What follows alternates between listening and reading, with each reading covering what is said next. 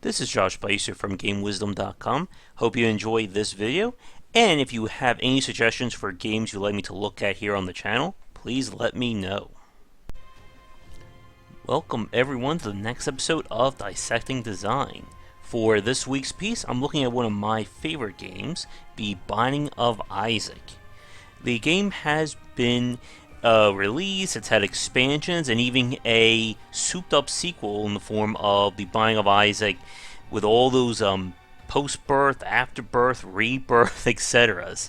And this was the second major game from Edmund McMillen, the developer behind, of course, Super Meat Boy. Super Meat Boy being the first game from developer Team Meat that kind of put them on the map thanks to XBLA and the Summer of Indie Games. And The Binding of Isaac is certainly a different game from that. This is a top-down, sort of twin-stick kind of shooter. I think something similar to Smash TV or Robotron, but with a heavy roguelike and procedurally generated design element. And for today's Dissecting Design, we're going to take a look at what they did to really integrate these outside systems so well to make it work in terms of providing one of the most replayable games around, despite its more simplistic gameplay. So let's dive right into it. Here we are in the game of The Binding of Isaac. Please note the information on the left was the advanced features that was turned on with the latest expansion Afterbirth Plus. So the game itself is pretty basic. Move, you can shoot in 4 directions, and by moving and shooting, your tiers kind of take on the physics or the motion of where you're moving. Now, as you can tell, this is a family-friendly game with a lot of charming visual styles. And yeah, this is definitely the game you don't want to be showing kids all that much. If the bleeding eyes there didn't indicate anything. Now, the game itself is not exactly completely procedurally generated. When we talk about random and procedurally generated design, it's basically the systems for making sure each play of the game is different. And while The Binding of Isaac certainly has a lot of those elements to it, it's not a pure example of procedurally generated design. And to talk about that, I'm going to send this over to someone else. Thanks, Josh. This is going to be a quick primer on randomization versus procedural generation in game design. When we talk about randomly generated content or randomized content, this is when the game will pick options based on a pre-select pool. And this could be what attributes to put on an item, this could be what level to go to if you warp, or even something as simple as I open up a treasure chest and I have a chance of getting 1 of 5 great items. The key point about randomized or randomly generated content is that it's built on something that's already been pre-established or coded into the game. Procedurally generated content is the next step, and depending upon its implementation could be either very simple or very hard to do right. When we talk about procedurally generated design, we're referring to the game or the engine itself creating something in real time to put into the game. This could be loot, new levels, new enemies, you name it. And this is usually done using a pre-coded set of instructions from the programmer. And this is usually considered an algorithm. On the small scale, this is when a game will generate a piece of loot. From ARPGs like Diablo, EverQuest, I'm sure plenty of MMOs have done this, where you'll get a piece of loot and then there are special modifiers that are put on, and these modifiers are usually selected at random. Now, like I said, random and procedurally generated design are very similar. It has to mainly do with the scope of what the computer is able to design. If you're just going to take 3 rooms and put them in a different order each time, that would be randomly generated design. If you're going to create a brand new level each time you start the game, that would be procedurally generated. And one of the biggest examples of that would be the title of Spelunky. The Spelunky, developed by Derek Yu, he designed the algorithm to create original levels based on the conditions he set. Usually it is what kind of world you're in, and then there will be values associated with it, like what type of enemies to pull from, what kind of art assets, stuff along those lines. Even though procedurally generated design is creating something new, it still needs an already developed pool of data to draw from. For instance, if we're talking about an item in Diablo 3, it needs to know the weapon type, the assets about that weapon, stat ranges, possible modifiers and possible rarities, and more. Again, if we get too far into this could easily turn into a 10-minute video. But the point is, when it comes to procedurally generated design, the game will not spawn the same exact thing twice. And if it does, that is a very small chance of it. But that's it for this little talk. I'm going to send this back over to Josh in-game to keep talking about our recent Dissecting Design topic. Thanks, Josh, for that little bit of information. Now back to the Binding of Isaac. The game itself is a little bit, as I said, a combination of random and procedurally generated design. The room, it's the actual floor that we're on right now, is procedurally built by the game's engine, but each room is hardcore or hard-coded. These are all been preset and designed by the developers. And this was designed to essentially let them control what they want in terms of what enemies to appear, what kind of situations, and get that balance right. The only element of the game that is not hard-coded would be where secret blocks like this show up, secret rooms, stuff like that. But elements like the secret rooms have a constant built in by the game's development. Usually you'll find a secret room in T-shape empty spaces, like the one to the right of us if you look on the map. And then there's usually a secret room that is connected to nothing. Now playing through, I am playing with Isaac, but there are more characters in the game, and that's part of the beauty of Isaac's design, is the number of unlockables. And we'll talk about that one later in this video. Now fortunately for me, it looks like the treasure room is literally right next to me, so I can actually go right into the next segment right here. The main element behind the Binding of Isaac's charm has to do with the progression model. Isaac, basically, when we start the game with any character, could be considered 1.0. And the majority of the items you find in the game are essentially passive modifiers to Isaac's abilities. They will either enhance or weaken him in some measure of the word. And the joy of the game is finding new items, seeing what they do, and then figuring out if they can work into some crazy build. So let's see what this does. Sharp straw. Oop, okay, so apparently I have a straw sticking out of my head now. And yet you never know what these items will do. Now because Isaac comes with this special item that lets him re-roll, I'm going to do it and see what we can get. Alright, and you can see Isaac's model has also been changed as well.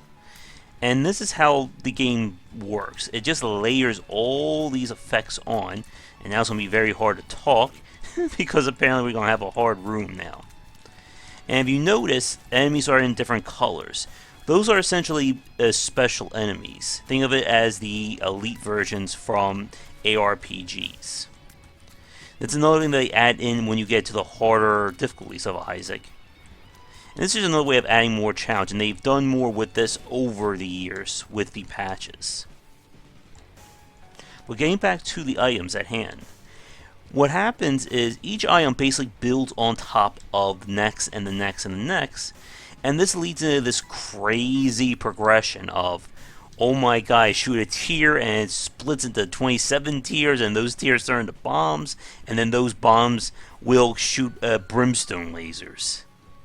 Now because of that, it creates a very uneven progression model for Isaac.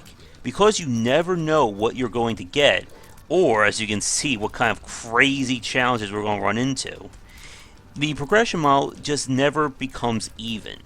You'll have some games where you will get awesome power-ups that will break the game, And then you'll have situations where you'll go the length of your game, barely making do, and then somehow finding all powerful items. And because I'm playing on hard mode, or all the stuff I've unlocked, we have these extra hard variants of rooms to deal with. Which I may just die. Nope, we made it through. And I will pick up that item in 1 second. And again, the challenge of the game is just trying to see how far you're able to go with these basic items. So I'm going to pick this up. Shot speed up. We get a card. And cards, and there's even pills, act as the random effects that you can find. Now, what's interesting about Isaac's procedurally generated design is that the floor type that you get essentially determines what kind of situations you'll run into. So because we're on the basement model now, we're going to find different enemies, different effects. There's a little weird thing there. We have a trinket.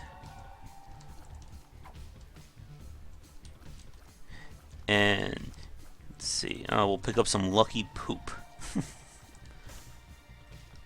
So now whenever I break the little poop items, we'll get bonus stuff.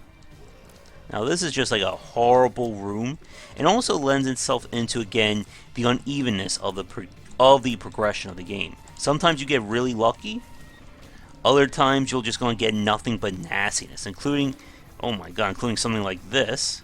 Jeez, get away from me. Or the game's new addition in the form of, oh, oh, I found something good. Or with enemies that come from portals. So because I have the explosion that creates bombs, or the trinket that creates bombs whenever I take damage, I'm going to take this because when I blow up rocks, there's a chance I'll get more stuff. So something like this would be like the perfect room. Look at all that money. But I am going to fast forward, and I will show you, hopefully, the devil room at the end of this floor.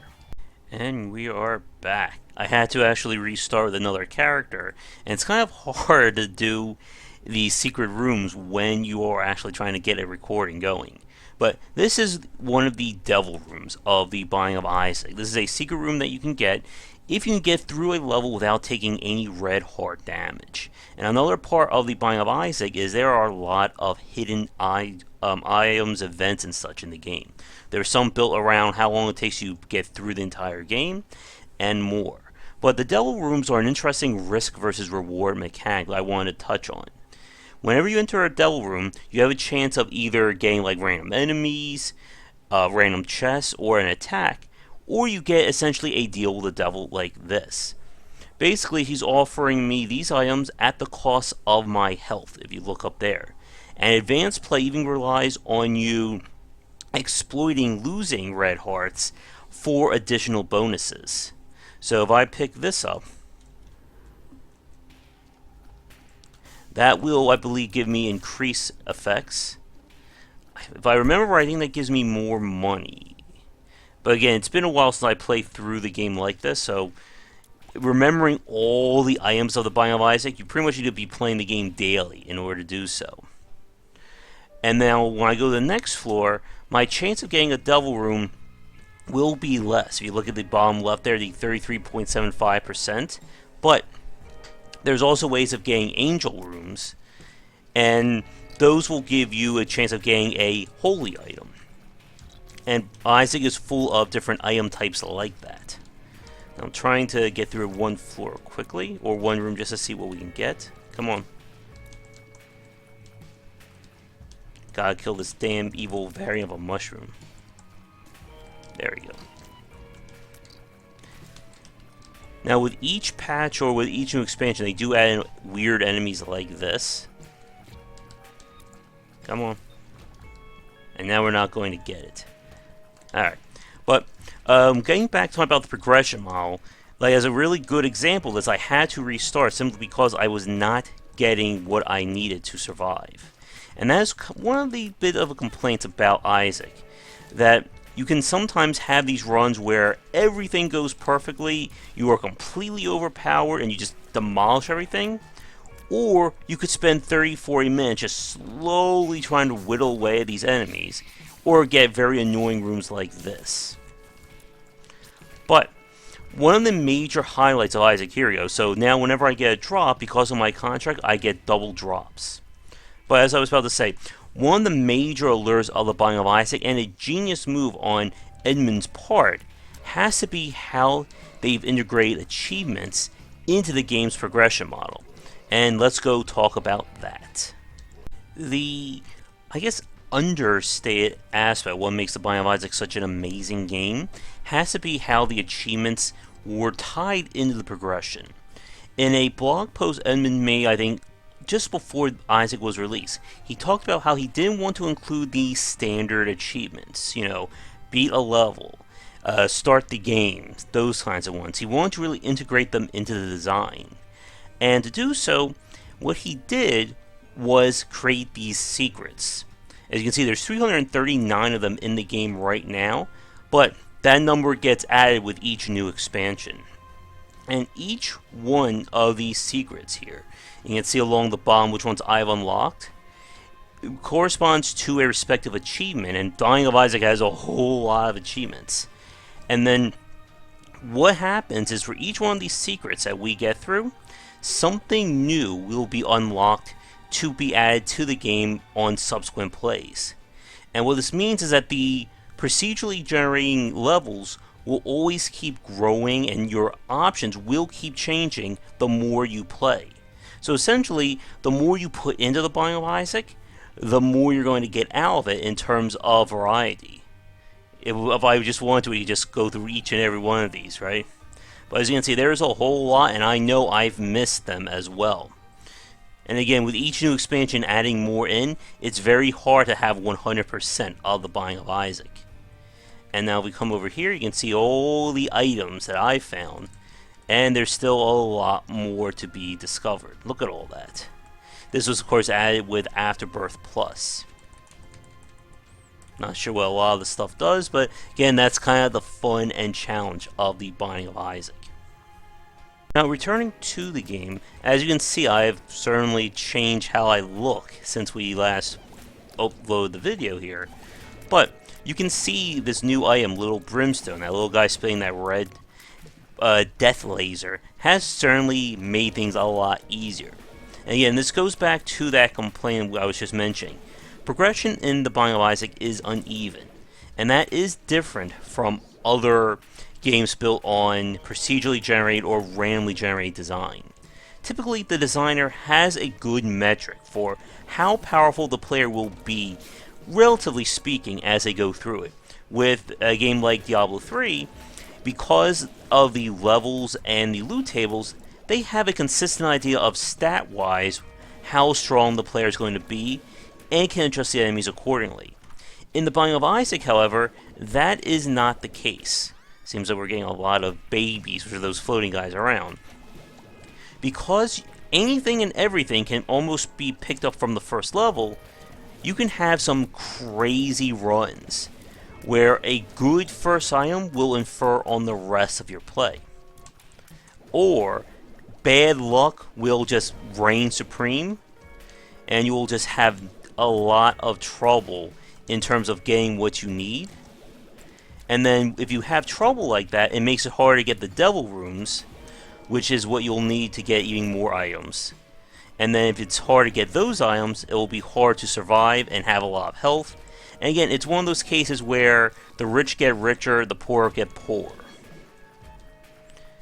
And again, random rooms can or unlucky here can really affect you. And oh boy, and this is one of the new bosses that was added with Afterbirth. And he is a pain to fight, as you can see by the unbreakable balls of death that are trailing me. But we got through it, luckily. And we'll see about possibly getting another devil room. Fortunately, no. And again, it is just luck of the draw. But as you get further into the game, and as we've talked about with all the secrets, you're going to find that the game becomes a lot bigger than first appearance, with new bosses that show up, and of course bonus challenges in the form of a hell and heavenly variant of the final stage. And even with everything that I've done, there's still a lot more to be found with Isaac. I haven't gone through to the new area from Afterbirth Plus, and there's still the new challenges, which are basically special conditions that you can run through. Now, if you notice in the upper left, I do not have a health meter this time. What that means is, based on even more variants that can pop up, you can get curses that will change the rules of the floor that they show up on. And of course, this is completely random. You never know when they're going to show up. And it just is another way of adding that annoying wrinkle of randomization, or procedurally generation, I'm sorry, to what you're going to be dealing with. So if I can get into the next room, we can see if we get another overpowered item. The Forget-Me-Not. This basically lets you replay a floor, getting more items and stuff like that. If you're not going for a run for beating the game of the specific amount of times, that item can be useful to get double items. And we'll see about that in 1 second. Time-wise, I am kind of slow at the moment. Now, the items that you get from the bosses is random, with exceptions to specially named bosses, such as Gish over here. So I will kill him quickly, and see if we can get another Devil Room. And again, because of Little Brimstone there, it has certainly helped out in terms of survival. And then you have items that just build and build on top of each other, like we talked about earlier, that will just demolish everything in the dungeon. Oh, and speaking of which, we have the Pentagram that gives me more damage. And then Dark Matter, which is a Fear Shot, which now enemies have a chance of being scared. And just to show you what I mean about what the Forget-Me-Not does, if we come back over here with my evil eyes, we'll take that, and now we replay the floor, which means we have a greater chance of getting more items, or possibly another devil run. But if you notice on Isaac's model, again, the mods simply add these passive modifiers to Isaac. And then the visual options, again, are hard-coded. So my Isaac will look vastly different from your Isaac, depending upon what items we get. And again, this is the contract from below really paying off. And now I'm going to cut the video here until we get back to the treasure room, until the end of the floor, and I can talk about things further. Alright, so we're back here with, this was the last boss of the Binding of Isaac, if you were playing the game from the start. The mom fight has grown and changed over my play with different variants, and the fact that this is not the end of the game anymore. And you'll see why in a second. You can also see that I have certainly become a whole lot more powerful since you last saw me as well. And again, more of those modifiers are added on for craziness. Now this part, if I was playing the game vanilla or from the start, this would be the end of the game. And then from there, it would unlock this new area that's coming up. And now these two photographs that you see essentially allow me to choose what final level I want to go for. And there's two of them. Once you beat the next area, you unlock another unique boss fight. And then from there, after you beat the game enough times, you unlock the Heaven and Sheol, or Hell levels. And then if you beat those, you then have the Dark Room or the chests, which you have to use these photographs to get into. And all this just adds more and more layers on top of Isaac, just like all those layers of how I look right now, with the devil eyes, pajamas, horns, and all that. I'll take the Polaroid. And again, what the game does, it basically dishes out progression based on how well you play. And the more times you play or the better you do, the more things will become available to you. And I think with that, let's get out of the game for some final thoughts. I don't think we need to see the entirety of Isaac here, but I'll be with you in a second. Wrap up my Dissecting Design this week. With the Binding of Isaac, the thing that I love the most about, again, is how the game just grows the more you play and add more content, more enemies, items, etc. It's a difference in design compared to a game like Spelunky, who the levels are vastly different due to the fact they're procedurally built each time, but the events and possible variants you can find are limited. Similar to Binding of Isaac, Spelunky has preset in terms of its algorithm for procedural generation. I know when I'm on the ice level what enemies can spawn, what events can appear, etc. Just like in Isaac, I know if I'm on the depths or the basement, kind of what enemies to expect and the bosses to find. But because of all the variations due to the different difficulties, the items I've unlocked, the secrets, etc., it makes it so it's very hard to have the same run twice. And I guess lessons for developers to learn from Isaac is how much this kind of persistent elements can really elevate a game. Even though the Isaac is very simple in its approach, all those layers just add up to create something greater than the sum of its parts. But I think that's going to do it for this dissection of the Binding of Isaac. And I guess dissection is a pretty apt term considering all the blood, guts, and gore that's in this game. Anyway, thank you so much for watching. Be sure to like and subscribe if you enjoyed it. If you have a game you would like to see for a future Dissecting Design, please let me know in the comments. Otherwise, I'm Josh Bycer from GameWisdom.com, where we examine the art and science of games. Be sure to tune in at least once a week for Dissecting Design and daily for more great content here and on Game Wisdom.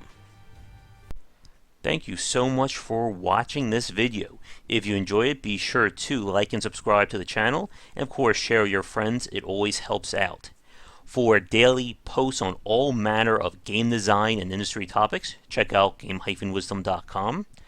To support the site and everything that I do, be sure to check out the Patreon campaign. If we can hit goals, it will mean more content for everyone to enjoy, and I'll be able to support myself and my household. If you want to follow me, you can find me on Twitter at GWBycer for updates throughout the day and random thoughts from me. And lastly, you can find me on Twitch right over there at GWBycer for daily streams most nights around 10 Eastern. Thanks again for watching the video, and be sure to check out more great content coming to the Game Wisdom channel real soon.